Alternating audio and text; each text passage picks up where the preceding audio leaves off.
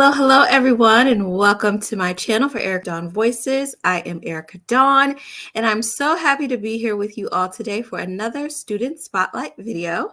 Today, I have the lovely Miss Vivica McCrary with us today, here to tell you all about her VO journey with Erica Dawn Voices and with other coaches and just her experience in the creative world. I'm so excited to have you with me today. How are you doing, Vivica? I'm good, Erica. Thanks for having me Good. on. Of course, of course. So, again, just the way this works is just a conversation for us to get to know you better, get to know about your journey, hopefully Mhm. to encourage others out there who are interested in breaking into this business to Yeah. hear relatable stories from others who have been on their journey in their path to going pro with voiceover work. So, very proud of you and all of your Oh, accomplishments that you have achieved so far. So thank I think you. that you are a perfect person to have on this spotlight interview to be able to share with others out there your experience. So welcome. Well, thank you. Thank you so much. You're very welcome.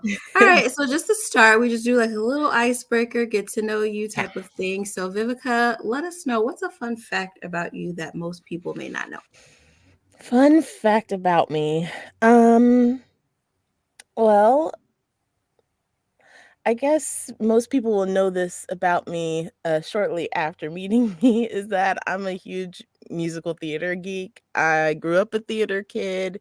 And I just love musical theater, especially like old style, like made for TV type of like movie musicals. Like Mhm. it's my guilty pleasure. I love them. Nice. What's your favorite musical?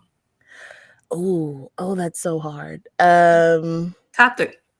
Top three. Oh, that's still that's still hard. But I'll say one that I've been revisiting a lot lately is Passing Strange. Okay. It was a musical with an all black cast.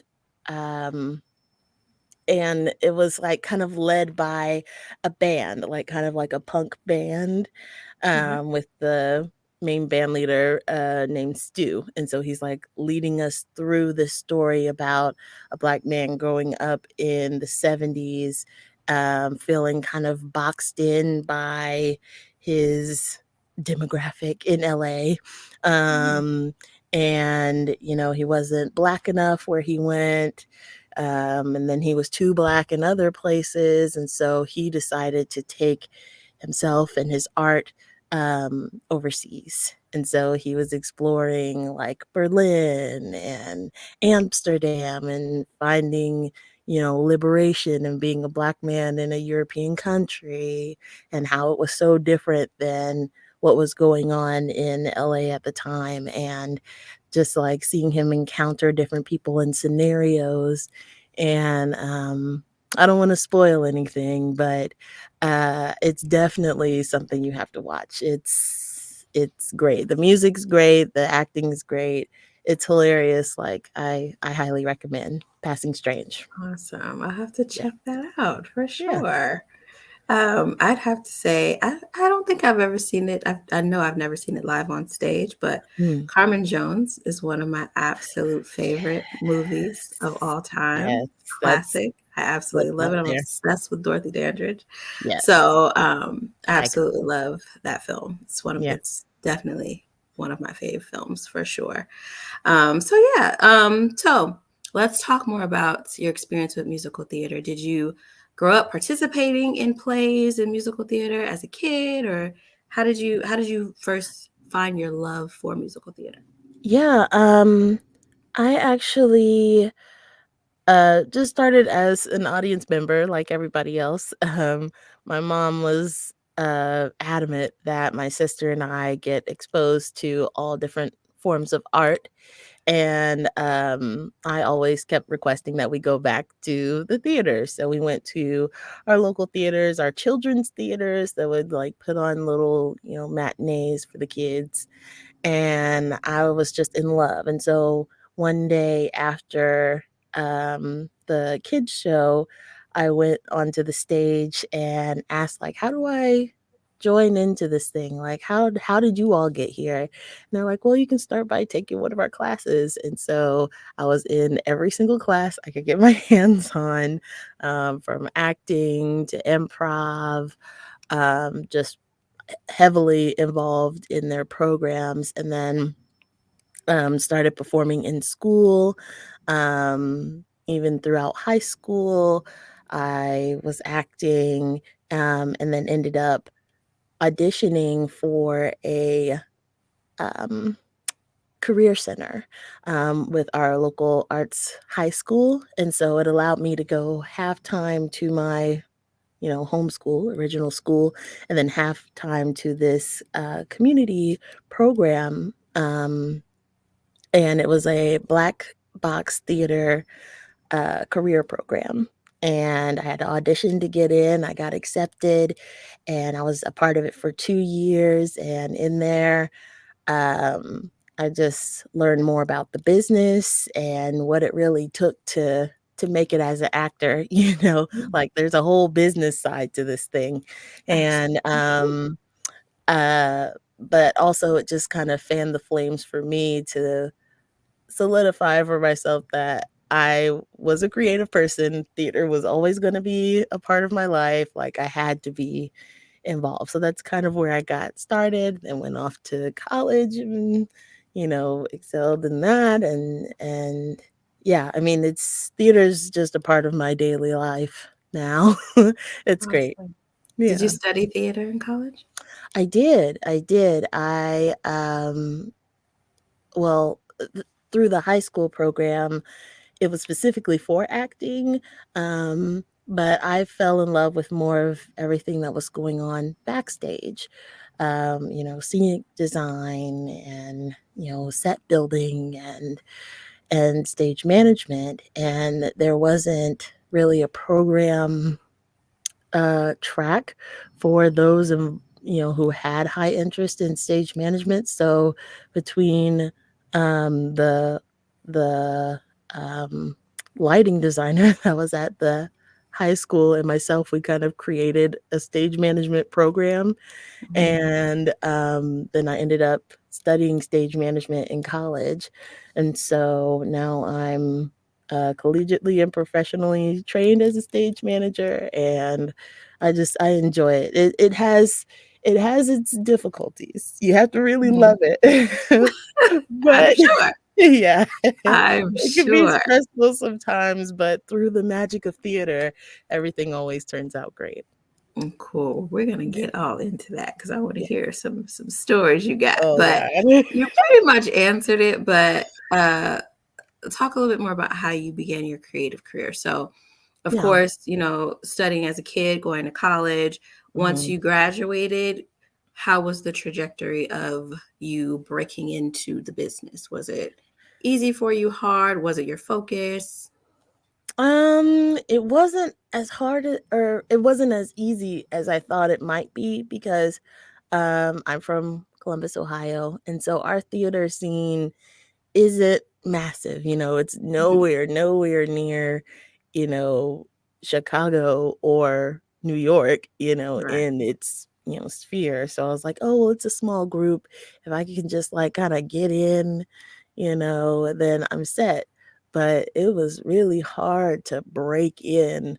Um, and as much energy and effort that I put into trying to make myself known in the space to people who are running our local theaters and things like that.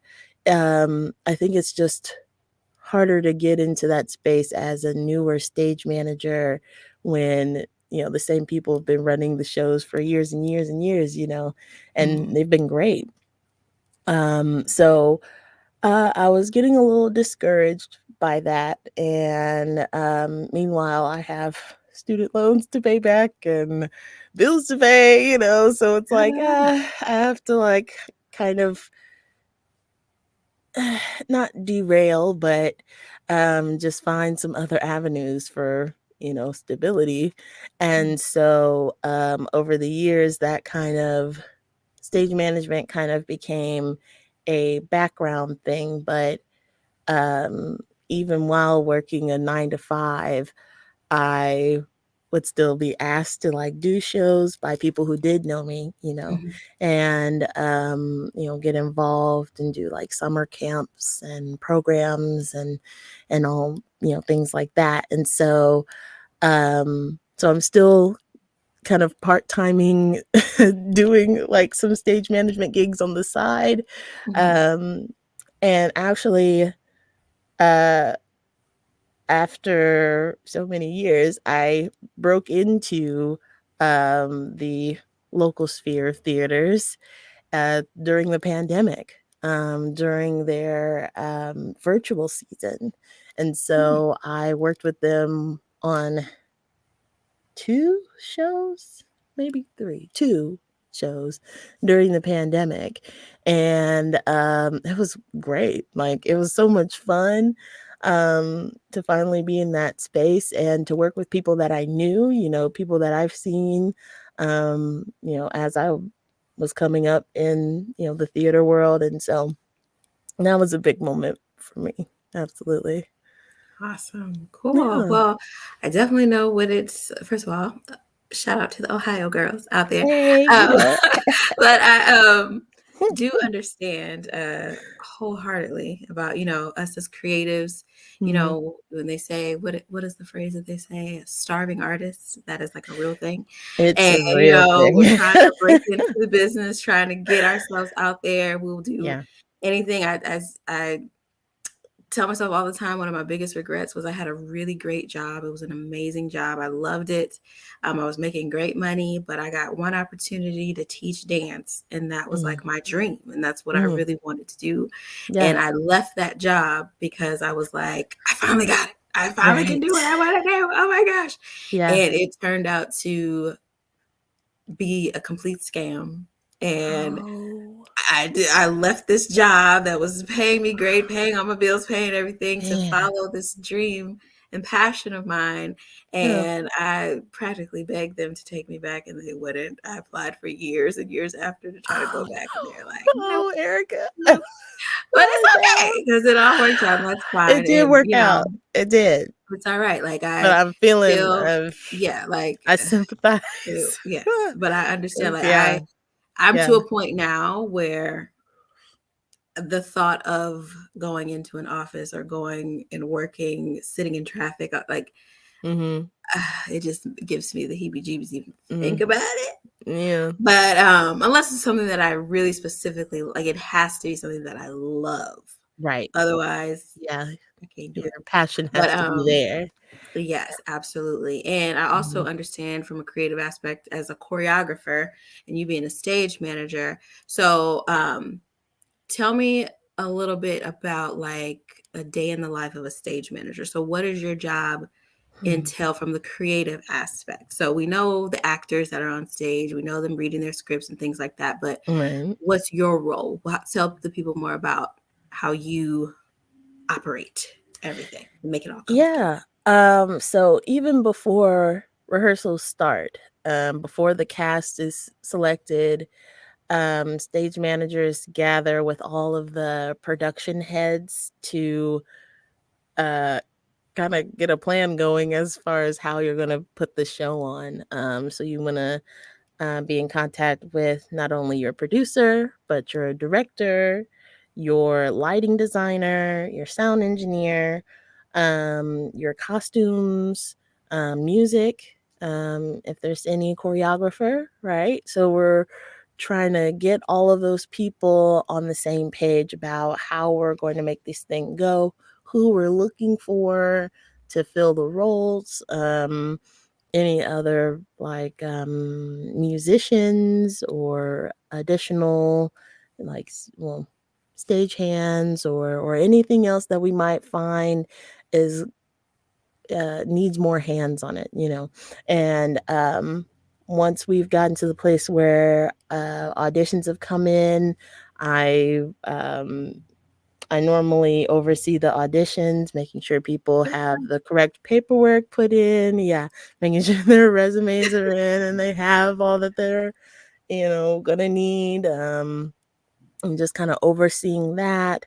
And then after what do you call it? uh what's the last stage of rehearsals? Like callbacks. I don't know why I couldn't think of that. So once callbacks are done and we've selected the cast, I kind of oversee the rehearsals. So making sure everybody is in attendance, making sure everybody has the materials that they need, and have no other conflicts with the rehearsal times. So I'm just kind of overseeing all of this while the director or the music director is doing their creative thing, while they're in creative mode. Somebody has to keep everything else going, in the background. So I'm doing that. I'm coordinating with actors, making sure that they get to like costume fittings and wherever else they need to be, directing them, where they need to go. And then as far as show running, actors know where they're supposed to be, but you still remind them while doing like calls backstage, normally through like a walkie-talkie system or something like that. If I'm in a Mhm. stage manager's booth, then I'm talking to my assistant stage manager backstage, telling them make sure so and so is ready, making sure that our lighting cues, our scene changes, and things like that go well. And especially if they're timed to music, you have to be very precise with that. Um, yeah, and essentially you're like a liaison between the creative and the technical. You're just trying to make sure that everybody knows where they're going, all go at once, or if anything urgent happens or any type of emergency or something like that, you have to be able to navigate those things. Luckily, knock on wood, that has never happened on one of my stages. So yeah, you just kind of have to like juggle all these balls and be prepared if something falls through and come up with an emergency plan to handle it, while keeping the show, seamless, so the audience doesn't know if anything crazy happens. So Awesome. yeah, that is my life in a nutshell. That's what Nice. a stage manager does. It's all taking me back. Like I keep picturing like back in college for me when I was a dance minor in college. So we Mhm. had projects that we had to do, like student projects for choreography and stuff. And we had shows that would run, and being backstage and having that person on the walkie, like queuing Mhm. us up, making sure that we're ready to go on when it's time. And in Mhm. high school, I did a production of The Wiz. And Mhm. we did it for our high school because I went to a performing arts high school, but then we also were partnered with a local theater and a playhouse, and Mhm. we ran the show for 2 months straight. Oh, And wow. there were so many Okay. things that were like happening. Like one night, Yeah. the costume room was locked, and whoever Oh, had no. the key was missing, and the show had to go Oh. on. And I was a munchkin, of course, because I'm little. Oh, But yes. I remember we didn't have our costumes. We only had our little scooters that we had to like scoot down a little hill on, and Yeah. we went out there in our t-shirts, and it Oh, was a mess. wow. But the audience just laughed. They knew, they could understand what was going on. We had our little Yeah. afros and everything, but we didn't have our costumes. But Oh, it wow. was locked. What do we do? So Show must yeah, go little things on. like that just takes me back to memories that I have from being Yeah. on stage, which is super, super fun. So with that, I want to hear from you before we get Mm. into the voiceover stuff. Mhm. Um, Tell me a little bit about like one of the most interesting experiences that you've had as a stage manager and how you overcame it. Hmm. Oh, okay. This goes back to a college show. I I think I was an assistant stage manager on this, and there was a line that's supposed to cue a shoe drop, like a literal shoe falls from the sky onto the stage. And every night we had to, prep the shoe up on this little like shelf that um, when you yank a cord, the shelf would drop and let the shoe fall. And one night, it just didn't. We were pulling on that string, and I think it broke, actually, and so the lever never, like, dropped, and everybody's freaking out, and the audience is just, like, waiting, and the actors are just waiting, and I'm like, "Ah," and I just, like, took another shoe and threw it on the stage.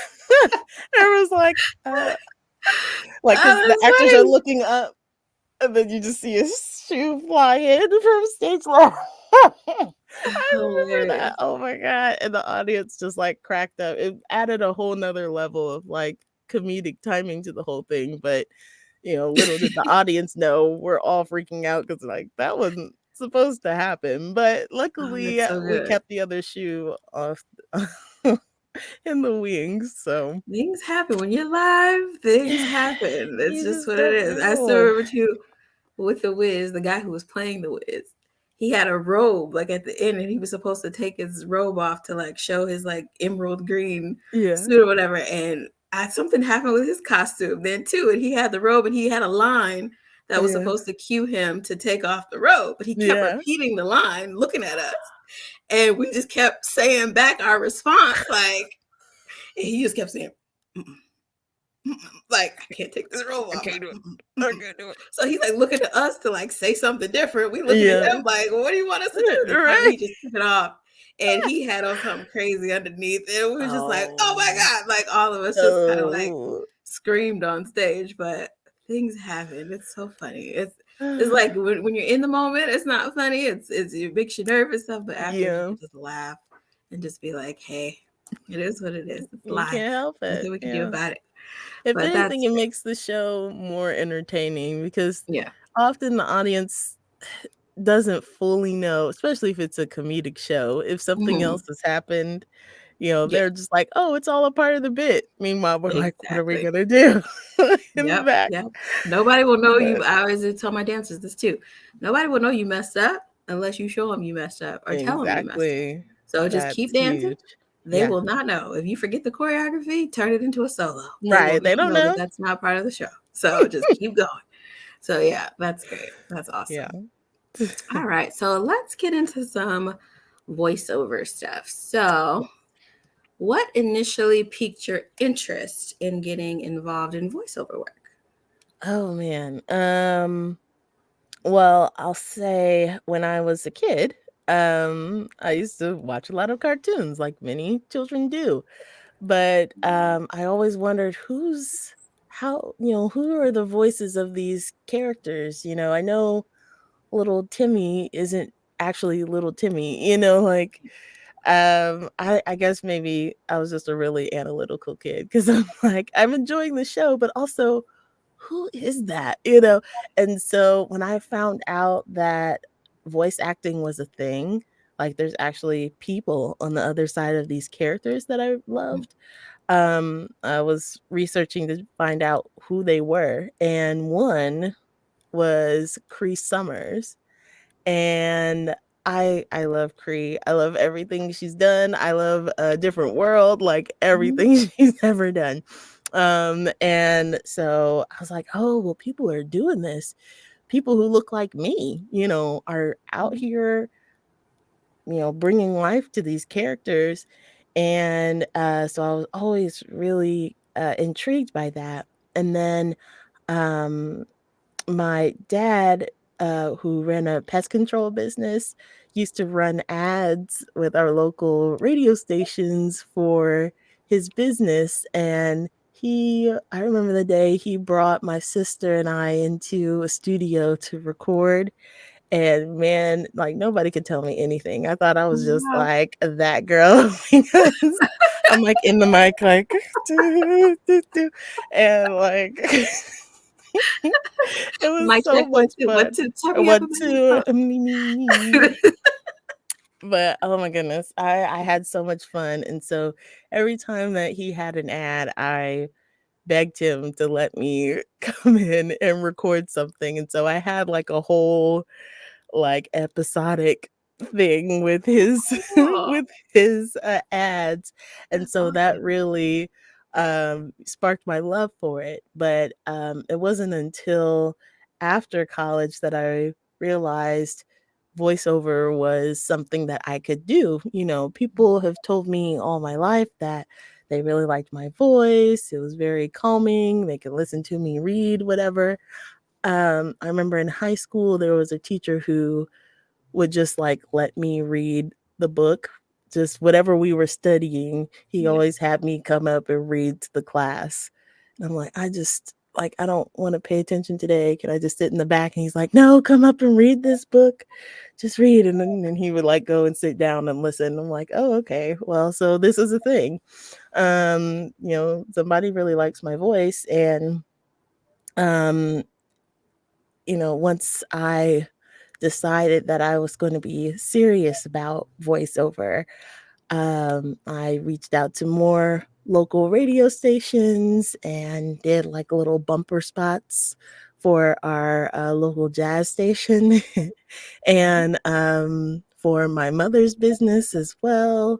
I did some ads for her, and you know, it always tickles me when I have people come into our office, a dental practice. My mom's a dentist, and I work in her office 9 to 5. And Oh, so we have patients coming in like, oh, well, I heard this, really cool ad on the radio. I was like, oh, well, I guess I should just come in. It sounds good. And da, da, da, da. I'm like, oh, they don't know that's me. Like it was, it's just really cool. So, nice. so once that started, I was like, yeah, I'm definitely going to give this voiceover thing a try. And so through all of my research, because I love to do research, I found you, Erica, and I was like, oh, I definitely have to jump on this. When I went to your free um, webinar, I think Mhm. you were like hosting something, and I Yeah. was just listening to you, and I was like, oh, yeah, I gotta do this. Like, I gotta get involved. She's breaking it all down for me. Like, I need to learn the business. I need like vocal techniques. I need to figure it Mhm. out.